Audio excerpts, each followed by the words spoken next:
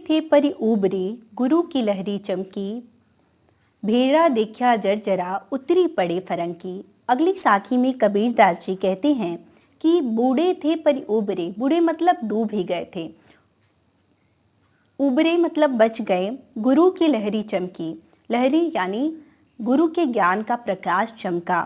भेड़ा देखा जरा, भेड़ा मतलब नाव का बेड़ा। देखा जरा, देखा मतलब देखा, जरा मतलब अत्यंत कमजोर। उतरी पड़े फरंकी, कूद पड़े। प्रस्तुत साखी में कबीरदास जी कहते हैं कि हम इस संसार की मोह माया रूपी सागर में डूब ही गए थे। गुरु की लहरी चमकी, परंतु तब बचे जब गुरु के ज्ञान का प्रकाश चमका, और उस प्रकाश में हमने देखा, भेड़ा देखा जरा, और उस प्रकाश में हमने देखा कि जिस शरीर रूपी नाव के बेड़े पर हम सवार हैं, जरा, वह अत्यंत ही कमजोर है। और जैसे ही यह बात हमें ज्ञात हुई, उतरी पड़ी फरंकी, हम उस पर से कूद पड़े और बच गए। चिंता तो हरि नाव की और न चिंता दास, जो कुछ चितवे राम बिन सोई काल की पास। प्रस्तुत साखी में कबीरदास जी ने ईश्वर के नाम के स्मरण से जन्म मृत्यु से मुक्ति का मार्ग बताया है, यानी जन्म मृत्यु से मुक्ति का मार्ग बताते हुए वो कहते हैं कि चिंता तो हरि नाव की, हरि मतलब भगवान, नाव मतलब नाम, और न चिंता दास, कहते हैं कि ईश्वर के इस दास को सिर्फ भगवान के नाम की चिंता है, और न चिंता दास। और दास यानी वो स्वयं को कहते हैं कि इस हरि के दास को और किसी भी चीज की चिंता नहीं है। जो कुछ चितवे राम बिन सोई काल की पास, क्योंकि इस संसार में राम के अतिरिक्त जो भी कुछ दिखाई देता है वह सब एक न एक दिन नष्ट हो जाने वाला है, अर्थात नाशवान है, यानी कभी न कभी नष्ट हो जाने वाला है।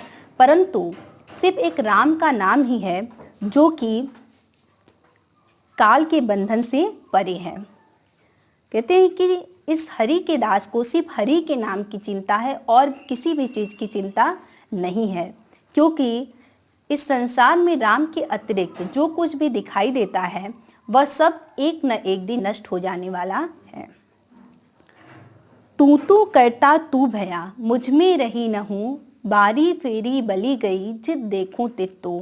प्रस्तुत साखी में कबीरदास जी कहते हैं कि हे ईश्वर, तू करता तू भया, मैं तू की रट लगाता हुआ तुझ में ही विलीन हो गया, मुझ में रही न हूँ, मेरे अंदर अब मुझे अलग अस्तित्व का अनुभव नहीं होता, मेरे अंदर किसी प्रकार का अहंकार नहीं रहा।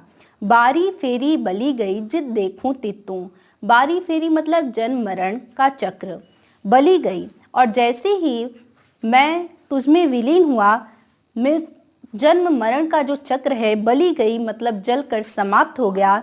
जित देखूं ते तू, अब मैं जिधर देखता हूँ वहाँ आप ही आप दिखाई देते हैं।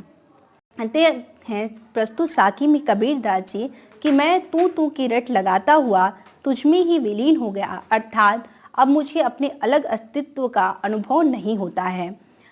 और जैसे ही मैं तुझमें विलीन हुआ, बारी फेरी बली गई, जो जन्म मरण का चक्र था वो जलकर समाप्त हो गया। जित देखूं तित तू, अब मैं जहाँ देखता हूँ आप ही आप दिखाई देते हैं। अगली साखी में कबीरदास जी कहते हैं, कबीर सूता क्या करे काहे न देखे जागी, जाके संग तय बिछुड़िया ताही के संग लागी। कबीरदास जी स्वयं की जीवात्मा को संबोधित करते हुए कहते हैं कि कबीर सूता क्या करे, ये कबीर तुम अज्ञान की निद्रा में सोकर क्या करते हो, काहे न देखे जागी, क्यों नहीं जगकर, यानी आलस्य को त्याग कर या अज्ञान को त्याग कर जग कर क्यों नहीं इस संसार को देखते हो। जाके संग ते बिछुड़िया, जिस परमात्मा से तुम मोह माया के चक्र में अलग हो गए थे, ताही के संग लागी, ज्ञान का मार्ग अपनाकर या ज्ञान प्राप्त करके क्यों नहीं उसी में विलीन हो जाते हो।